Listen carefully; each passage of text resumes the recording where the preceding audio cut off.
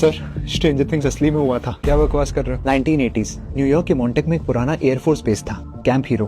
धीरे धीरे करके वहाँ से बच्चे गायब होने लगे। लोकल्स के हिसाब से रात को चीखे, ब्लैकआउट विंडोज वाले मिलिट्री ट्रक्स, पावर सर्जेस रोज होते थे। सरकार ने सब डिनाई किया जब तक एक आदमी क्रिस्टियन निकोल्स सामने नहीं आया। क्या बोला उसने? वो क्लेम करता था कि वो मॉन्टॉक प्रोजेक्ट का हिस्सा है, एक ब्लैक बजट प्रोग्राम जहाँ पे माइंड कंट्रोल, साइकोलॉजिकल टॉर्चर और कुछ ज्यादा ही डार्क चीजें होती थी। उसने अपनी बुक में भी इसके बारे में जिक्र किया है। अरे ये सब फेक कहानियां होती है, जाओ जाके काम करो। अरे अमेरिका ने सच में सीक्रेट माइंड कंट्रोल एक्सपेरिमेंट्स किए थे, नाम था MK अल्ट्रा। आज भी डिक्लासिफाइड डॉक्यूमेंट्स एग्जिस्ट करते हैं, और जब MK अल्ट्रा रियल हो सकता है तो फिर मॉन्टॉक क्यों नहीं? निकोल्स ने अपनी बुक में एक लड़के का भी जिक्र किया था, डंकन। वो कहता था कि डंकन माइंड्स पढ़ सकता था, ऑब्जेक्ट्स बेंड कर सकता था और यहाँ तक कि किसी के थॉट्स को रियलिटी में प्रोजेक्ट कर सकता था। वेकना जैसे। यस। स्ट्रेंजली स्ट्रेंजर थिंग्स में कास्टिंग भी सेम शक्ल के लड़के की हुई। निकोल के सामने आने के बाद कैंप हीरो शट डाउन कर दिया गया, सारे रिकॉर्ड्स डिस्ट्रॉय और निकोल को तो पागल कह के डिस्क्रेडिट कर दिया गया। अब भी यकीन नहीं उठ रहा। पता था।